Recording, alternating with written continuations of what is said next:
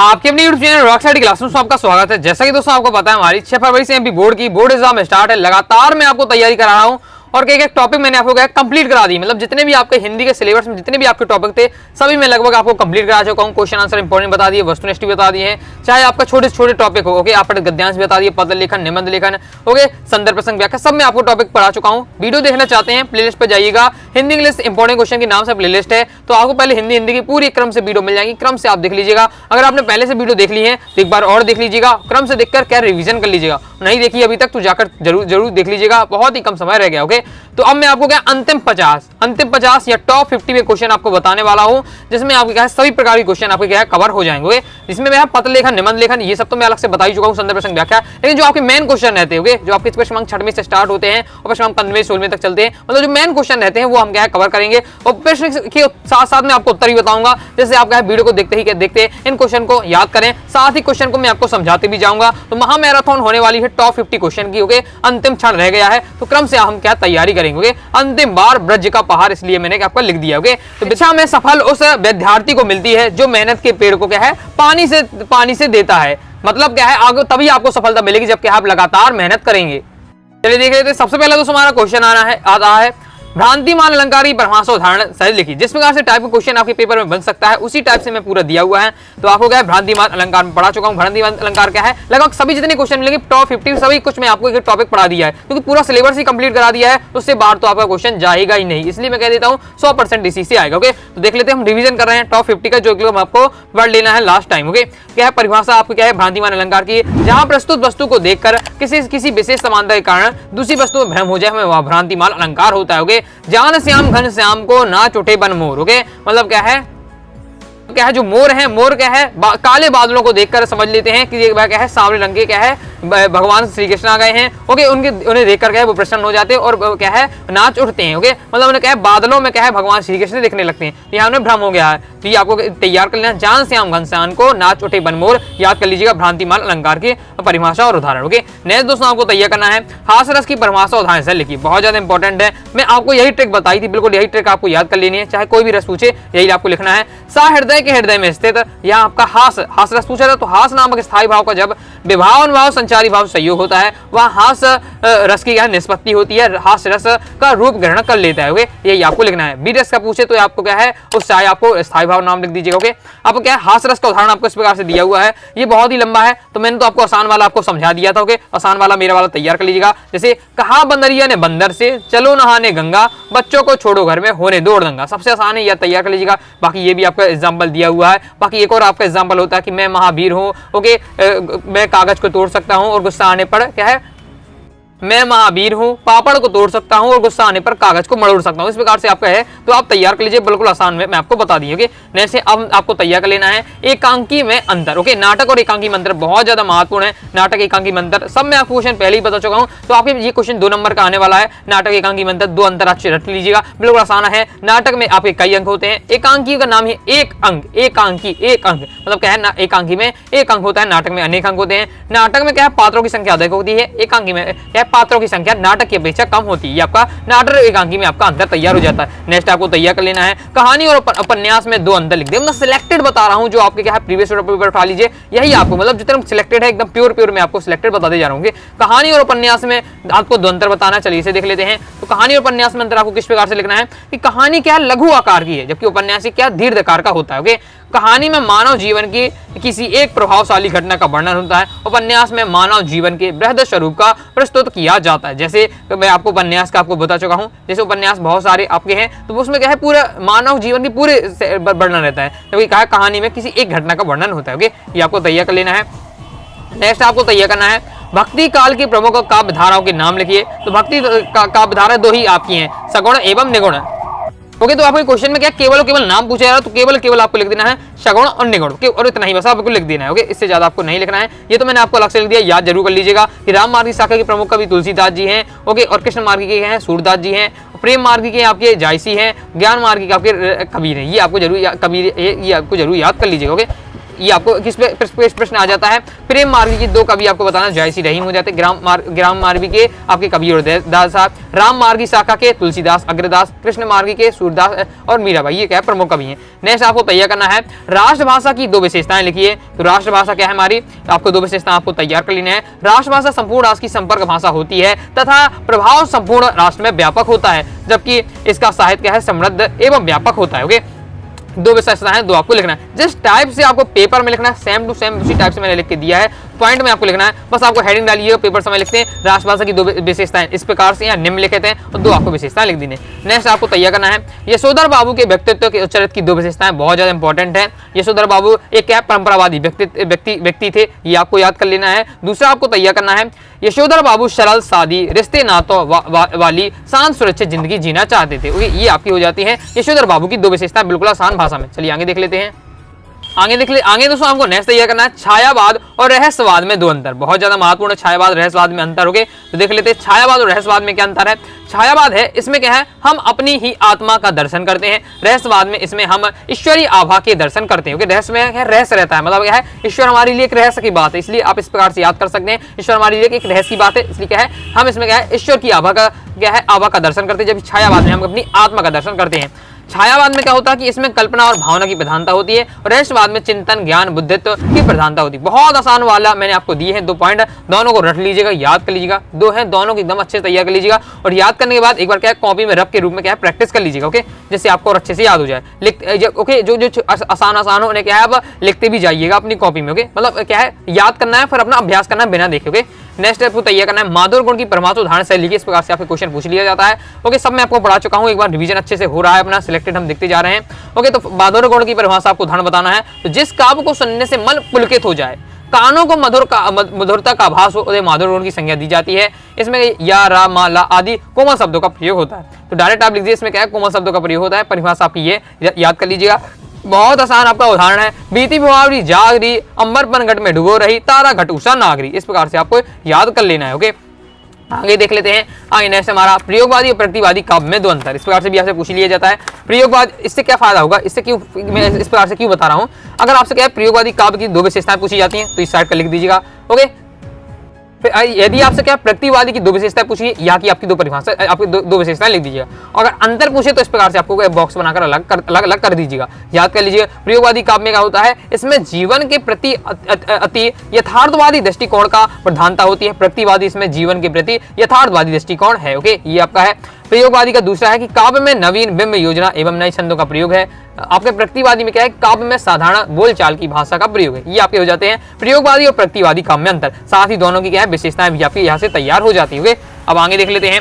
नए दोस्तों आपको तैयार कर लेना है शब्द शक्ति की परिभाषा एवं प्रकार लिखिए। शब्द शक्ति का आपको क्या बताना है, परिभाषा एवं प्रकार लिखना है। तो शब्द शक्ति क्या है, शब्द अर्थ मिलन मिलकर ही काव्य बनते। जो मैंने आपको क्या है पढ़ाया है समझाया है वही परिभाषा एकदम आपको दी है बिल्कुल आसान भाषा में। क्या है शब्द शक्ति, शब्द शक्ति में क्या होता है शब्द और अर्थ होते हैं। तो शब्द और अर्थ मिलकर क्या है काव्य की रचना करते हैं। इन दोनों के गहन संबंध, इन संबंध को जिस शक्ति द्वारा ज्ञात करते हैं उसे हम क्या शब्द शक्ति कहते हैं। शब्द शक्ति हमारी 3 प्रकार की होती है, अभिधा लक्षणा व्यंजना। जिस टाइप का क्वेश्चन आपसे बन सकता है वो मैंने आपको टाइप पूरा बताते जा रहा हूँ। टॉपिक में पहले ही समझा दिया है, अब मैं आपको क्या क्वेश्चन के टाइम में आपको बनाकर समझाते जा रहा हूँ। समझ चुकेंगे कि शब्द और अर्थ के मिलन से जो काव्य की रचना होती है और ओके, और जिस इस संबंध से क्या है, इस संबंध से जिस शक्ति के द्वारा होता है उसे हम क्या शब्द शक्ति कहते हैं। शब्द शक्ति 3 प्रकार की होती है, अभिधा लक्षणा व्यंजना। कंप्लीट हो जाता है। नेक्स्ट आपको तैयार करना है सांग रूपक अलंकार की परिभाषा उदाहरण से लिखिए। सांग रूपक अलंकार की परिभाषा उदाहरण बताना है। तो सांग रूपक की मैं आपको परिभाषा बता अलंकार समझा ही चुका हूं। क्या है, जब किसी पद में उपमान का उपमेय में अंगों सहित आरोप किया जाता है वहां सांग रूपक अलंकार होता है। उदाहरण के लिए उदित उदयगिरी मंच पर रघुवर बाल पतंग विकसे संत सरोज सब हर से लोच भृंग। ओके, अब कहते हैं आप लोग सर उदाहरण याद नहीं हो, तो भाई इसकी कोई ट्रिक नहीं है, ये इसकी यही अपन कर सकते हैं, कोई आसान सा उदाहरण तैयार कर सकते हैं। अब ऐसा तो है नहीं कि आपको क्या है इसमें कोई ट्रिक लगा सके, ये आपको रटना ही पड़ेगा एज इट इज। ओके, तो बार बार मैं कह रहा हूं याद कर लेते हैं, 10 से 15 बार कॉपी में लिखिए, सब याद हो जाएगा। ओके, और फिर बार बार क्या बोलते रहिए, बार बार बोलते रहिए, बोलते बोलते आपको याद हो जाएगा। इसकी कोई ट्रिक नहीं, बार बार पढ़ना पड़ेगा तभी आपको याद होगा। परिभाषा तो आप एक बार 2 बार पढ़ के समझ के याद कर सकते हैं, उदाहरण के लिए आपको बार बार याद करना पड़ेगा। ओके, अब देख लेते हैं नेक्स्ट आपको तैयार करना है राजभाषा की 2 विशेषताएं। इससे पहले हम क्या राष्ट्रभाषा की 2 विशेषताएं देख सके हैं, राजभाषा की 2 विशेषताएं देख लेते हैं। यह राजभाषा होती है, यह क्या है सरकारी कामकाज की भाषा होती है। क्षेत्रीय भाषा ही राजभाषा होती है तथा कार्य के निर्णय शिक्षा का माध्यम रेडियो और दूरदर्शन में राजभाषा का प्रयोग होता है। ओके, तो ये हो जाता है अपना राजभाषा की 2 विशेषताएं। साथ ही हम क्या है राजभाषा की आपके 2 विशेषताएं देख ली है, राजभाषा की भी विशेषताएं देख ली है। ओके, अंतर भी हम क्या आगे तैयार कर लेंगे। नेक्स्ट आपको तैयार कर लेना है सवैया छंद को उदाहरण सहित समझाइए। ओके, सवैया छंद को बताना है उदाहरण सहित। तो क्या है, यह एक वर्णित छंद है, इसमें 4 चरण होते हैं, प्रत्येक चरण में 22 से लेकर 26 तक के वर्ण होते हैं। सवैया छंद क्या कहलाता है, प्रत्येक में 22 से लेकर 26 तक के वर्ण होते हैं। उदाहरण क्या है, शेष महेश गणेश दिनेश सुरसेहु जाहि निरंतर ध्यावे जाहि अनादि अनंत अखंड अछेद अभेद सुभेद बतावे नारद से सुख व्यास पचिहारे तक मुनि पार न पावे दाही अहीर को छोरैया छैया भरी छाछ में नाच नचावे। ये है आपका, तैयार कर लीजिए। यही मैं आपको समझा चुका हूँ, बहुत ज्यादा इंपॉर्टेंट है, अच्छे से तैयार कर लीजिएगा। अब दोस्तों आप ये नहीं कर सकते कि इसमें आप केवल 2 लाइन याद कर लें और यही लिखा है, ऐसे में नंबर कट जाएंगे, क्योंकि इसका नियम की 4 चरण होते हैं। तो भाई 4 चरण मतलब 4 पंक्ति इसकी होनी चाहिए, चारों पंक्ति आपको याद करनी पड़ेगी। ओके, इसकी बार बार पढ़िए, बार बार लिखिए। ओके, जो कठिन सेक्शन है उनको आपको बार बार पढ़िए, बार बार मेहनत करिए। ओके, तो आपके 4 से 5 बार लिखेंगे तो आपको बहुत ज्यादा अच्छे से तैयार हो जाएगा। कंप्लीट हुआ तो आगे देख लेते हैं। आगे दोस्तों आपको नेक्स्ट क्वेश्चन तैयार कर लेना है। नेक्स्ट क्वेश्चन हमारा क्या है, रुबाइयाँ किसे कहते हैं, रुबाइयाँ किसे कहते हैं, उदाहरण सहित आपको बताना। ओके, तो रुबाइयाँ क्या है, उर्दू और फारसी का एक छंद और लेखन शैली है। इसकी पहली और दूसरी पंक्ति क्या है, चौथी पंक्ति से तुक होती है, तीसरी पंक्ति क्या है, स्वच्छंद होती है। ओके, जो क्या है पहली, तीसरी और चौथी, बहुत आसान परिभाषा क्या है, रुबाइयाँ जो छंद है हमारा उर्दू और फारसी का छंद है। इसकी जो 4 पंक्ति होती है, इसमें कितनी पंक्ति होती है, 4 पंक्ति होती है। इसकी जो पहली, दूसरी और आपकी जो तीसरी, इसकी जो तीसरी पंक्ति है, पहली, दूसरी, तीसरी, इसमें क्या तुक होती है, जो कि तीसरी जो आपकी लाइन है वो क्या है, स्वच्छंद होती है, उससे मतलब नहीं रहता। ओके, जैसे उदाहरण के लिए, आंगन में ठुनक रहा है जिद आया बालक तो ये चांद पे ललचाया दर्पण उसे देख कह रही माँ देख आईने में चांद उतर आया। तो देखिए है मतलब पहला, दूसरा और तीसरे में है मतलब ये तुक बना है, तीसरा क्या है, स्वच्छंद है। इस प्रकार से बहुत ही आसान है ये भी, और इससे पहले वाला मैंने आपको अलग से बताया था, वो भी आप तैयार कर सकते हैं। जो भी आसान लगे वो आप याद कर लीजिएगा, कोई इसमें दिक्कत नहीं होगी। लाइक और शेयर ठोक दीजिए, महाकाल का लाइक और शेयर ठोक दीजिए। पूरा साल मेहनत करता हूँ आपके लिए बेटा, ऐसा नहीं चलेगा, ऐसा नहीं चलेगा। नेक्स्ट देख ले, निपात शब्द बहुत ज्यादा इंपॉर्टेंट है। निपात शब्द की परिभाषा तो मैं बता चुका हूँ, वे शब्द जो किस वाक्य में शब्द के बाद बल देने के लिए लगाए जाते हैं निपात अवयव कहलाते हैं, निपात शब्द कहलाते हैं। जैसे क्या है, ही तक मात्र भर भी तो आदि। ओके, जब मैं आपको क्या है वस्तुनिष्ठ समझाया तो मैं आपको बताया था कि आप याद कर लीजिए इन शब्दों को, ही तक मात्र भर भी तो आदि, ये सब आपके निपात शब्द हैं। ये जब भी आए तो आप समझिए निपात शब्द लगा हुआ। ओके, उदाहरण के लिए, मुझे ही कपड़े धोने पड़ेंगे, तो ये जो ही है इसमें आपका निपात शब्द है। तुमने अपने आने की खबर तक नहीं दी, क्योंकि ये आपका हो जाता है इस प्रकार से, क्योंकि इसमें आपका क्या हो जाएगा, इसमें जो आपका तक है वो आपका निपात शब्द हो जाएगा। समझ चुके होंगे। साथ ही बस अब यही आपको पहचानना सीख लेना है। अगर पहचानना सीख लिया कि मुझे ही कपड़े धोने पड़ेंगे, इसमें निपात शब्द कौन है, ही, इसमें कौन से आपका है, तक। ओके, ऐसे पहचान ले तो वस्तुनिष्ठ से आपका क्वेश्चन बनेगा, तो आपका बन जाएगा। ओके, जैसे शब्द युग्म में किसे कहते हैं, शब्द युग्म, शब्द युग्म नाम है। शब्द युग्म मतलब होता है जोड़ा, कपल। ओके, कपल मतलब जैसे कहते थे अपन, तो शब्द युग्म मतलब होता है आपका शब्दों का जोड़ा। ओके, 2 पर्यायों के मेल या 2 विपरीतार्थ के मेल या 2 सार्थक निरर्थक शब्दों के मेल से बने शब्दों को क्या हम क्या कहते हैं, शब्द युग्म कहते हैं। ऐसे शब्द युग्म या शब्द युग्म कहलाते हैं। ओके, मतलब क्या है, 2 एक से हो या 2 विपरीत अर्थ वाले हो या एक सार्थक निरर्थक शब्द हो। अगर जब 2 शब्द मिल जाए और एक कोई अच्छा सा शब्द, एक नया शब्द बन जाए तो होता है आपका शब्द युग्म। ये आपका हो जाता है शब्द युग्म की परिभाषा। नेक्स्ट आपसे पूछा जा रहा है, अर्थ या भाव की दृष्टि से वाक्य के प्रकार बताइए। तो क्या है, अर्थ और दृष्टि की दृष्टि से, अर्थ की दृष्टि से वाक्य 8 प्रकार के होते हैं। मैं आपको ट्रिक बता चुका, अर्थ 8 मतलब अर्थ के आधार पर वाक्य 8 प्रकार के होते हैं। अर्थ के आधार पर वाक्य 8 प्रकार के होते हैं। और रचना के आधार पर कितने प्रकार के होते हैं, रचना के आधार पर वाक्य 3 प्रकार के होते हैं। तो अर्थ के आधार पर हमसे पूछा जा रहा, बिना अर्थ कि आपको विधानार्थ, निषेधार्थ, प्रश्नवाचक, उपदेशनात्मक, ज्ञानार्थ, प्रश्नात्मक, विस्मयादि, संदेश सूचक, ये आपके 8 प्रकार के होते हैं। तैयार कर लीजिएगा। नेक्स्ट क्वेश्चन है, संदेह अलंकार की परिभाषा उदाहरण सहित लिखिए। चलिए इसे देख लेते हैं। तो संदेह अलंकार की क्या हो जाती है आपकी परिभाषा, जब किसी पद में समानता के कारण उपमेय में उपमान का संदेह उत्पन्न हो जाए तब वहां क्या है, संदेह अलंकार होता है। ये आपका हो जाता है, समानता के कारण हमें क्या है, संदेह हो जाए तब हमारा संदेह अलंकार होता है। उदाहरण के लिए, लक्ष्मी थी या दुर्गा थी या स्वयं वीरता का अवतार, ये याद कर सकते हैं। और इससे पहले जब मैंने आपको समझाया तो मैंने आपको बताया था, सारी बिच नारी है कि सारी बिच नारी है कि नारी बिच सारी है, सारी की ही नारी की, नारी की ही सारी, ये वाला बताया था। तो ये याद कर लीजिएगा, या ये याद कर सकते हैं, लक्ष्मी थी या दुर्गा या स्वयं वीरता का अवतार, ये याद कर लीजिएगा। जो भी आपको याद हो जाए, बस ये आपको कम से कम एक तो आपको उदाहरण तैयार कर देना है, रख के रखना है। ओके, मुझे पढ़ाते आपको एकदम आपको बताते एकदम रटा हो गया। ओके, नेक्स्ट देख लेते हैं, तकनीकी शब्द क्या है, उदाहरण से आपको बताना है। तकनीकी शब्द क्या है, तकनीकी शब्द वे शब्द हैं हैं जो किसी निर्मित अथवा खोजी हुई वस्तु अथवा विचार को व्यक्त करते हैं। ये शब्द किसी ज्ञान विशेष क्षेत्र में एक विशिष्ट निश्चित शब्द के अर्थ में प्रयुक्त किए जाते हैं। तो मतलब जो एक विशेष क्षेत्र है, मैंने इसी परिभाषा का है ऐसे शब्द जो किसी विशेष क्षेत्र के लिए उपयोग होते हैं तकनीकी शब्द कहलाते हैं। ओके, जैसे क्या है कोशिका, तो कोशिका है आपका ये आपकी ओके कोशिका किस में आता है, जीव विज्ञान वाले क्षेत्र में आ जाता है। रेखा चित्र हो गया आपकी आवर्ती गुरुत्वाकर्षण आपके कैसे आ जाता है, भौतिक शास्त्र वाले क्षेत्र से आ जाता है। तो ये आपके हो जाते हैं। ओके, आंकड़ा या डाटा ये आपके किससे आ जाते हैं, आपकी अर्थशास्त्री अपन गणित से कह सकते हैं। तो सब एक विशेष शब्द बने हुए किसी विषय के लिए। ओके, ये आपके हो जाते हैं तकनीकी शब्द। आगे देख लेते हैं। ओके, प्रवीता तो हमने हिंदी के कंप्लीट कोर्स को ज्वाइन किया तो ज्वाइन कर सकते, कम समय रह गया है लेकिन फिर भी मैं कहूंगा हिंदी के कोर्स को ज्वाइन कर लिए। फायदा सबसे बड़ा ये रहेगा संपूर्ण मटेरियल आपको पीडीएफ के रूप में मिल जाएगा। पीडीएफ मिलेगा, अब जैसे आप ये पूरा पढ़ लिया तो फास्ट ही आप क्या है पढ़ते जाएंगे और याद करते जाएंगे। ओके, तो वीडियो में काफी टाइम लग जाए तो आप वीडियो पीडीएफ को सब क्या है आप आसानी से पढ़ पाएंगे। तो आगे क्या है कोर्स ज्वाइन करने के लिए 9039534479 दिए गए व्हाट्सएप नंबर मैसेज करना है। ओके, 249 रुपए फीस है, 50% ऑफ चल रहा है तो केवल और केवल कोर्स 125 रुपए में दिया जा रहा है। ज्वाइन कर सके, कॉपी की कीमत दे रहा हूँ, जितना हो सकता है मैं आपके लिए कर रहा हूँ, आप स्वयं ईमानदारी से देख रहे हैं। ओके, नेक्स्ट देख लेते हैं 21वां क्वेश्चन। ओके, वीडियो लंबा हो सकता है लेकिन मैं बताता हूँ अगर ये 50 प्रश्न तैयार कर लेते हैं 50+ नंबर आ जाएंगे, मुझे इसका आशा है क्योंकि बहुत ही मैं सिलेक्टेड बता रहा हूँ, पूरे एकदम सिलेक्टेड हैं। ओके, जो आपके क्वेश्चन रहते हैं इनसे आपका हो जाएगा। इसके अलावा जब मैं 50 क्वेश्चन तैयार कर लेंगे तो इसके अलावा दोस्तों आपको क्या है निबंध तैयार कर लीजिएगा, थोड़ा सा पत्र लेखन आप तैयार कर लेना है। मैं आपको वीडियो बता चुका हूँ कैसे करना है। आप गद्यांश की ट्रिक बता दिए, संदर्भ प्रसंग व्याख्या तक की ट्रिक, सबकी ट्रिक मैं आपको बता रहा हूँ कैसे आपको करना है। अगर नहीं पढ़ा है फिर भी मैं आपको बता रहा हूँ क्योंकि आपको क्या है बोर्ड एग्जाम में मैंने आपको कह दिया है 95+ स्कोर करना है, कैसे करना है मैं आपको बताते जा रहा हूँ। ओके, वस्तुनिष्ठ की मैंने अलग से प्लेलिस्ट बना दी है तो वस्तुनिष्ठ वाली आपका क्या मतलब प्लेलिस्ट नहीं, उसी में आपको क्रम से मैं एक टॉपिक की वस्तुनिष्ठ बताए हैं, वस्तुनिष्ठ पढ़ लीजिएगा। ओके, फिर यहाँ से आपका लास्ट से देखें तो निबंध पत्र लेखन और ये आपका आपत्ति गद्यांश संदर्भ प्रसंग व्याख्या पढ़ लीजिएगा। बाकी ये 50 क्वेश्चन पढ़ लीजिएगा, बहुत बेहतरीन तैयारी हो जाएगी। ओके, जो आपने साल भर में तैयारी ना की होगी। ओके, नेक्स्ट देख ले ओज गुण की परिभाषा उदाहरण से लिखी। ओके, तो ओज गुण की आपको क्या है परिभाषा किस प्रकार से है, जहां काव्य को पढ़ने में जोश आ जाए, एकदम जोश हो जाए। जैसे आपको हमारी वीडियो बहुत से स्टूडेंट करते हैं कि आपको जोश आ जाता है वीडियो देखने से, तो बस ऐसा ही आपको क्या है जहां काव्य को रचना को पढ़कर एकदम क्या है जोश उत्पन्न हो जाए, वहां आपका क्या है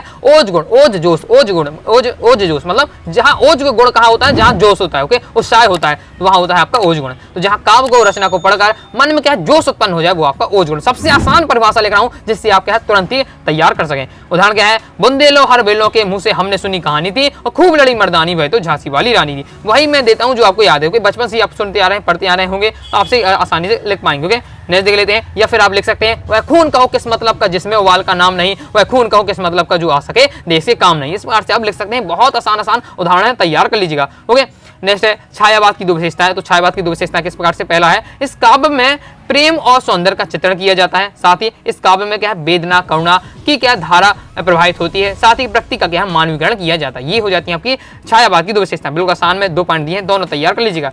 नेक्स्ट क्वेश्चन है बिंब से आप क्या समझते हैं। बिंब वाला भी टॉपिक है, मैंने आपको बताया था, तो अच्छे तैयार कर लीजिए। बिंब से क्या समझते हैं, मतलब बिंब की आपसे परिभाषा पूछी जा रही होगी। तो बिंब हमारा क्या है, काव्य में बिंब को वह शब्द चित्र माना जाता है जो कल्पना द्वारा इंद्रिय अनुभवों के आधार पर निर्मित की होता है। बस 2 लाइन आपको तैयार करना है। बिंब नया टोरी टॉपिक है, बिंब वाला पढ़ लीजिएगा, आ सकता है 2 नंबर का है, इतना ही लाइन आपको याद कर लेना है। काव्य में बिंब को वह शब्द चित्र माना जाता है जो कल्पना द्वारा इंद्रिय अनुभवों के आधार पर निर्मित होता है। कंप्लीट हुआ था, चलिए आगे देख लेते हैं। तो वीडियो को लाइक नहीं, वीडियो लाइक जरूर करिएगा। मैं चाहता हूँ कि आपको समझ में आ रहा है कि पसंद आ रहा है, वीडियो पसंद है वीडियो लाइक करके सब्सक्राइब कर दीजिएगा। जो अरे भाई समझ के बोल रहा हूँ यार, बुरा लगता है भाई, आप लोग भी जानते हो। जो स्टूडेंट परेशान हो रहे हैं, जिन्हें लग रहा है कि मैं क्या बिल्कुल फेल ही हो जाऊंगा, बहुत ही डर रहे हैं, तो डरने की कोई बात नहीं है। 50 बजे क्वेश्चन जरूर तैयार कर लीजिएगा। मैं तो कहूंगा कुछ भी नहीं पड़ा तो 50 क्वेश्चन तो एकदम रटी ले लीजिएगा, बहुत बेहतरीन प्रदर्शन आपका रहेगा। ओके, आप स्वयं पेपर में आने के बाद इस वीडियो में कमेंट करेंगे। ओके, तो आपका कंप्लीट हो जाता है। आगे हम देख लेते हैं। बिंब की आगे और परिभाषा दी हुई है डॉक्टर नगेंद्र के अनुसार। डॉक्टर नगेंद्र है, उन्होंने बिंब की क्या परिभाषा दी है, काव्य बिंब शब्दार्थ के माध्यम से कल्पना द्वारा निर्मित एक ऐसी मानस छवि है जिसमें मूल में भाव की प्रेरणा रहती है। अगर याद नहीं होता तो जो मैंने आगे 2 लाइन बताई उन्हें बस याद कर लीजिएगा। ओके, पर्याप्त हो जाता है। नेक्स्ट लोकोक्ति और मुहावरे अंतर बहुत ज्यादा महत्वपूर्ण है। यहाँ तो मैंने 2 दे दिए हैं, 3 याद कर लिए। ऐसा क्यों, क्योंकि 2 नंबर क्वेश्चन भी आ जाता है और 3 नंबर में भी आ जाता है। तो आप क्या है, मैं तो भी 2 समझा दे रहा हूँ और मैंने बाकी जो आपको जब पहले समझाया था लोकोक्ति मुहावरे में, उसमें तो मैंने आपको 4-5 उदाहरण अंतर बता दिए। ओके, तो आप क्या है कम से कम 3 से 4 याद कर लीजिए। तो मुहावरे लोकोक्ति में देख लेते हैं। मुहावरे क्या है, लोकोक्ति क्या है वाक्य के रूप में प्रयोग की जाती है, जबकि मुहावरे स्वतंत्र रूप से क्या है प्रयुक्त नहीं हो सकता। जो आपकी लोकोक्ति है, लोकोक्ति के लिए क्या है एक तदरूप संदर्भ की आवश्यकता होती है। मुहावरे के लिए क्या है तदरूप संदर्भ की आवश्यकता नहीं होती। ये आपका हो जाता है। साथ ही एक उदाहरण लिख लीजिएगा, 3 अंतर आपके बन जाएगा। नेक्स्ट आपको तैयार करना है पते की जल्दी जल्दी क्यों चलता है, पते है जो जल्दी जल्दी क्यों चलता है, पहले चैप्टर से लिया गया आत्म परिचय से, तो देख लेते हैं। पते के दिन को तेजी से ढलता देख जल्दी जल्दी इसलिए चलता है कि कहीं उसके मंजिल पर पहुंचने से पूर्व अंधेरा ना हो जाए। उसे लगता है कि जल्दी जल्दी जल्दी पहुंच जाऊं, क्योंकि अब क्या शाम हो गई है, अब जल्दी अंधेरा होने वाला है और अंधेरा हो जाएगा तो फिर मैं जा नहीं पाऊंगा, तो उसको मंजिल बिल्कुल पास में, ओके, वो जल्दी जल्दी चलता है। वैसे भी उसकी मंजिल अब क्या है, उसके बहुत अधिक दूर नहीं है, मतलब बिल्कुल पास में, ओके। अतः मंजिल को शीघ्रता से प्राप्त करने की चाह में भी उसे पथ पर जल्दी जल्दी चलने के लिए प्रेरित करती है, ओके। ये अपना हो जाता है। दोस्तों कमेंट में जरूर बताइए जो मैं आपको पढ़ा रहा हूँ समझ में आ रहा है, पढ़ने में मजा आ रहा है, क्वेश्चनों को समझने में मजा आ रहा है। एक बार वीडियो को लाइक करके कमेंट बॉक्स में दोस्तों जरूर बताइएगा, ओके। नेक्स्ट है, छोटा चौकोना खेत को कागज का पन्ना कहने में क्या अर्थ निहित है, तो आपको लिख देना है जो कवि ने क्या है, कवि ने जो छोटा चौकोना खेत को कागज का पन्ना इसलिए कहा है क्योंकि कवि अपने कवि कर्म को किसान के कर्म जैसा बताता है। आंसर केवल एक ही लाइन का है, कवि अपने कवि कर्म को किसान के कर्म जैसा बताता, मतलब कवि कहता है जैसे किसान है, किसान क्या करता है, खेत में बीज बोता है, फसल उगती है, उसी प्रकार मैं भी क्या है शब्द रूपी बीज क्या है बोता हूं, जिससे क्या है कविता उगती है। कवि क्या होता है, कविता उगाता है। किसान क्या होता है, किसान क्या है बीज से बस फसल उगाता है। इस प्रकार से ये आपका दिया हुआ है। नेक्स्ट है इंटरनेट पत्रकारिता क्या है, बहुत ज्यादा इंपॉर्टेंट इंटरनेट पत्रकारिता आपकी अभिव्यक्ति माध्यम वाले सेक्शन से। तो इंटरनेट पत्रकारिता मतलब होता है ऑनलाइन लेखन प्रक्रिया, ओके, ऑनलाइन लेखन प्रक्रिया, जैसे ब्लॉगिंग करते हैं लोग, ओके। इसमें पत्रकार अपने लेख अथवा खबर को इंटरनेट के माध्यम से लोगों तक पहुंचाता है। इंटरनेट पत्रकारिता को ऑनलाइन पत्रकारिता, साइबर पत्रकारिता या वेब पत्रकारिता भी कहा जाता है। ये हो जाता है, ओके। उसके बारे में और डिटेल दी हुई है, तो इसे भी आप पढ़ सकते हैं। तो क्वेश्चन पूछा रहा है यह किस प्रकार की होती है, तो इसकी 2 प्रकार की होती है, ये आपके दी हुई है, इसकी आप लिए पढ़ लीजिएगा, ओके। नेक्स्ट दोस्तों पूछा जा रहा है कवि ने प्रातःकालीन वातावरण की समानता नीले संघ से क्यों की है, बहुत ज्यादा इंपॉर्टेंट है। कवि ने प्रातःकालीन वातावरण की समानता नीले संघ से क्यों की है, तो भोर के समय वातावरण ना तो गहरा काला होता है ना ही उजला होता है, उसका रंग नीले संघ जैसा बुझा बुझा होता है। इस कारण कवि ने प्रातःकालीन वातावरण की समानता नीले संघ से की है। इतना आंसर आपको लिखना है। नेक्स्ट है माधुर गुण की परिभाषा और आपको क्या है उदाहरण सहित आपको बताना है, तो ये आपका दिया हुआ, ये रिपीट हो चुका क्वेश्चन, ओके। जिस काव्य को सुनने से मन पुलकित हो जाए, ओके, और पुलकित हो जाए, कानों का क्या मधुर आभास हो, माधुर गुण की संज्ञा दी जाती है, ओके। यही आता है इस मन में छोड़ धन दान जाकर मैं भी रहूं उसी वन में। इस प्रकार से दिया हुआ है। बाकी मैं आपको उदाहरण पहले बता चुका हूँ, बीती भिवावरी जागरी, अब मन पन घट कर डूबो रही, तारा घटूसन आ गई। याद कर लीजिए, ये भी याद कर सकते हो, जो भी आपको आसान लगे वो आप याद कर लीजिए, लेकिन एक कम से कम आपको तैयार करना है। नेक्स्ट आपको तैयार करना है रीतिकाल की प्रमुख विशेषताएं लिखिए, तो रीतिकाल की विशेषताएं 2 से 3 आपको लिख देना है। राज्याभिषेक कवि, दूसरा है श्रृंगार रस की प्रधानता, तीसरा है वीर रस पर काव्य, चौथा आपका कला पक्ष की प्रधानता, 5वां ब्रज भाषा का प्रयोग, ओके, 6वां आपका आचार्य तत्व की प्रधानता, मुक्त काव्य का रचना, ओके। 3 से 4 आपके याद कर लीजिएगा रीतिकाल की विशेषताएं, ओके। नेक्स्ट क्वेश्चन है हमारा बाजार का जादू चढ़ने और उतरने पर मनुष्य पर क्या क्या असर पड़ता है। तुम्हारा जो बाजार दर्शन वाला चैप्टर है जयनंद कुमार जी का, उससे हमारा ये क्वेश्चन लिया गया है, बहुत ज्यादा महत्वपूर्ण है, तैयार कर लीजिएगा कि बाजार का जादू चढ़ने पर मनुष्य बाजार को आकर्षक वस्तुओं देखकर जिन वस्तुओं की जरूरत नहीं है उन्हें भी खरीदता है। इसके विपरीत जब मनुष्य पर क्या है बारात के बाजार, यहाँ बाजार हो जाएगा, बाजार के जादू का प्रभाव उतरता है तो उसे क्या है खरीदी हुई वस्तु क्या है अनावश्यक लगने लगती है, जब उसे क्या है जब बाजार में जाता तो उसे वस्तु क्या अच्छी लगने लगती है, जब घर में लेके आता तो फिर उसे समझ में आता ये जो वस्तु मैंने ले ली ये तो क्या है अनावश्यक ही ले ली, ओके। नेक्स्ट क्वेश्चन है बादल राग कविता में कवि ने बादलों को विलुप्त के बादल क्यों कहा है, बहुत ज्यादा महत्वपूर्ण है। तो कवि ने क्या है बादल को क्या है क्रांति का प्रतीक माना है, क्रांति के आने से क्या बुराई रूपी कीचड़ समाप्त हो जाता है तथा शोषित व्यक्ति को जीने योग्य स्थिति मिलती है। इसी कारण क्या है कवि ने बादलों को क्या है विलुप्त के बादल कहा है, ओके। नेक्स्ट देख लेते, नेक्स्ट आपको क्वेश्चन तैयार कर लेना है। ढोलक की आवाज में पहलवान की ढोलक के चैप्टर से क्वेश्चन लिया गया है कि ढोलक की आवाज का पूरे गांव में क्या असर होता है, ओके। क्या लिखना है आपको,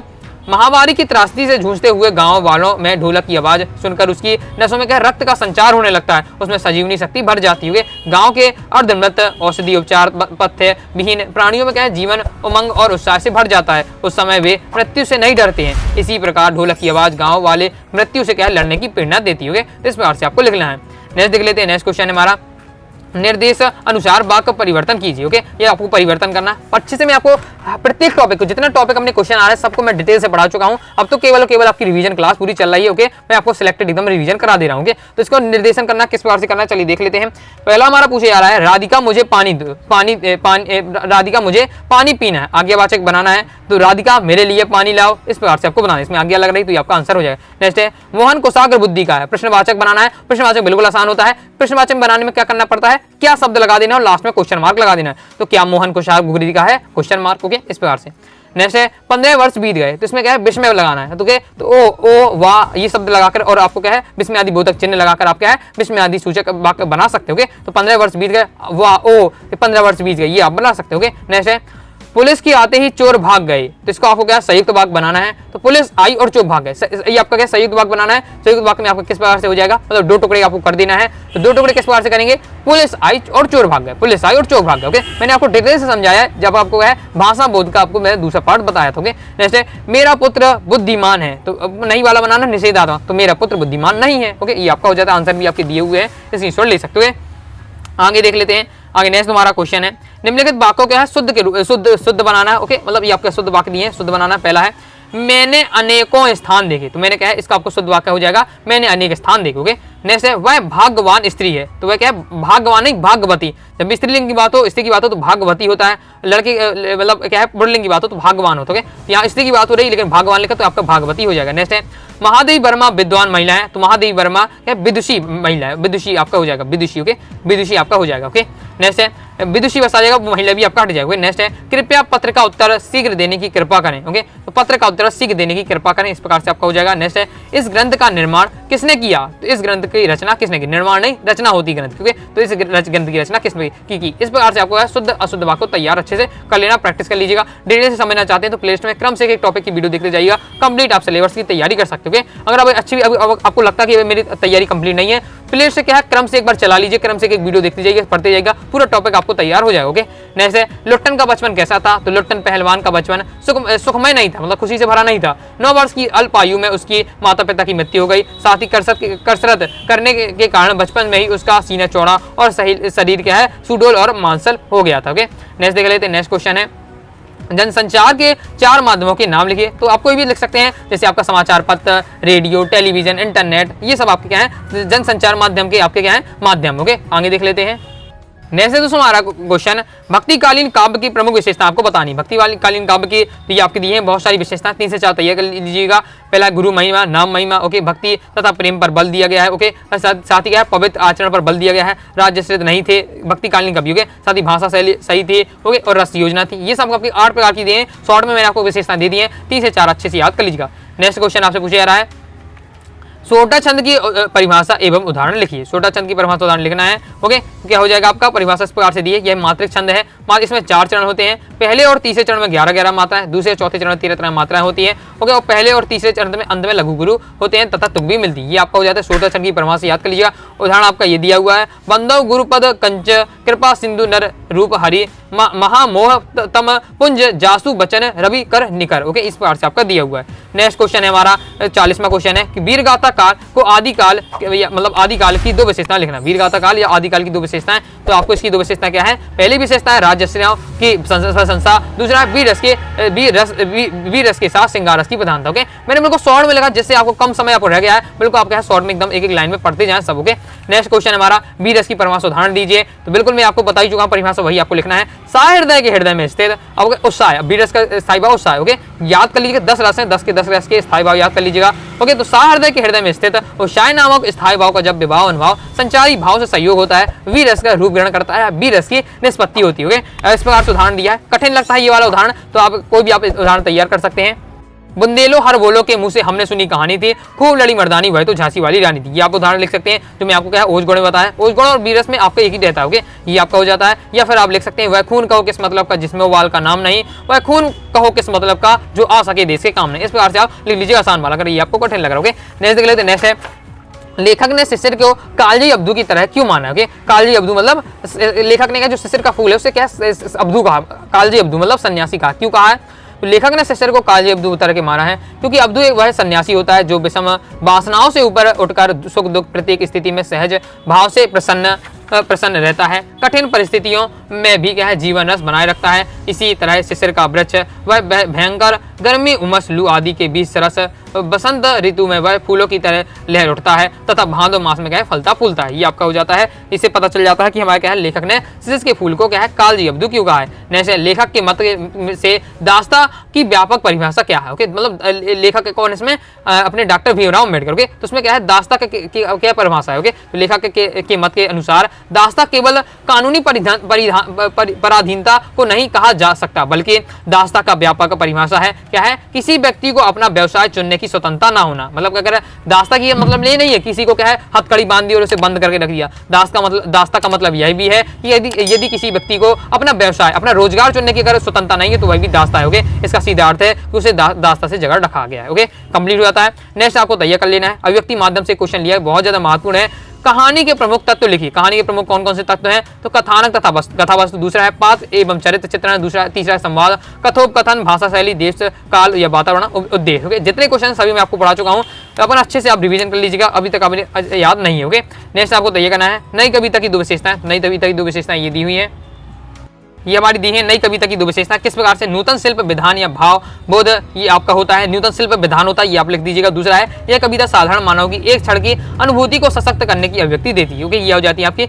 नई कविता की दो विशेषताएं। नेक्स्ट आपको तैयार करना है 46वां क्वेश्चन है जीवनी और आत्मकथा में अंतर। दो अंतर आपको अच्छे से तैयार कर लेना है। जीवनी आत्मकथा में, तो जीवनी क्या है किसी व्यक्ति के जीवन को प्रस्तुत करता है जीवनी, आत्मकथा है अपने ही जीवन को प्रस्तुत करता है आत्मकथा। ओके, जीवनी लेखक तटस्थ रहता है, वह अपनी प्रतिक्रियाओं व्यक्त नहीं करता। आत्मकथा लेखक तटस्थ नहीं रहता है, वह अपने जीवन में पड़े विभिन्न प्रभावों का उल्लेख अवश्य करता है। ओके, ये हो जाता है आपका जीवनी और आत्मकथा में अंतर। ओके, तैयार हो जाता है। नेक्स्ट 47वां क्वेश्चन देख लेते हैं। नेक्स्ट आपको तैयार करना है व्यतिरेक अलंकार की परिभाषा और उदाहरण सहित आपको लिखना है। ओके, व्यतिरेक अलंकार क्या है? जब छोटे को बड़े से श्रेष्ठ बताया जाता है और उसका कारण भी दिया जाता है, अर्थात उपमेय को उपमान से भी अपेक्षा बढ़कर बताया जाता है, वहां व्यतिरेक अलंकार होता है। जी आपका दिया हुआ उदाहरण तैयार आप कर लीजिएगा। किस प्रकार से आपका दिया हुआ उदाहरण तैयार आप कर लीजिएगा। खंजन मिल सरोजिनी की छवि गजनज नैन लला दिन हो भोय कमान सो जोहन को रस भेदन प्राणिंद नंद को छोनो की आप तैयार कर सकते हैं। नेक्स्ट अगर इसी आपको पढ़ने लगता है तो दूसरा भी आप जो आपको आसान लगे वो आप तैयार कर लीजिएगा। ओके,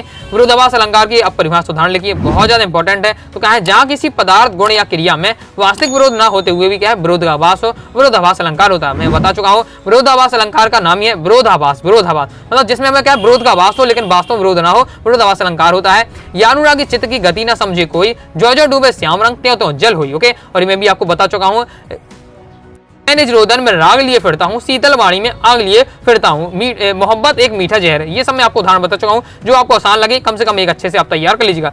नेक्स्ट आपको तैयार करना है पतंग के बारे में कवि क्या बताता है। तो पतंग के बारे में कवि क्या बताता है कि कवि के अनुसार पतंग संसार की सबसे हल्की चीज है, वह रंग बिरंगी होती है, वह संसार के सबसे हल्के कागज से बनी होती है, इसमें लगी बांस की कमानी ओके खपच्ची अत्यधिक पतली होती है। ये आपको लिख देना है। मतलब क्या है कवि ने पतंग के बारे में क्या बताया, कवि ने पतंग के बारे में बताया पतंग हल्की होती है, रंग बिरंगी होती है, लकड़ी लगी रहती है बांस की, ये बताया। ओके, नेक्स्ट है 50वां लास्ट क्वेश्चन एकांकी के तत्वों के नाम लिखिए। तो एकांकी में कौन कौन से तत्व हैं? कहानी के तत्व, एकांकी के तत्व दोनों को तैयार कर लीजिएगा। तो कहानी के हम देख चुके हैं, एकांकी कौन कौन से तत्व हैं? कथा वस्तु, पात्र, चरित्र चित्रण, कथोपकथन, अभिनय, संकलन त्रय और क्या है भाषा शैली। जी आपके क्या है एकांकी के तत्व के। इस प्रकार से मैंने दोस्तों आपको टॉप 50 क्वेश्चन बताए हैं। आई होप आपको वीडियो पसंद आएगी। जितने क्वेश्चन बताए टॉप 50 क्वेश्चन पूरे तैयार कर लीजिएगा, बहुत अच्छा प्रदर्शन करेंगे आप क्या है होने वाले आपके 6 फरवरी के पेपर में। ओके, तो वीडियो पसंद वीडियो लाइक चैनल आप जरूर करिएगा।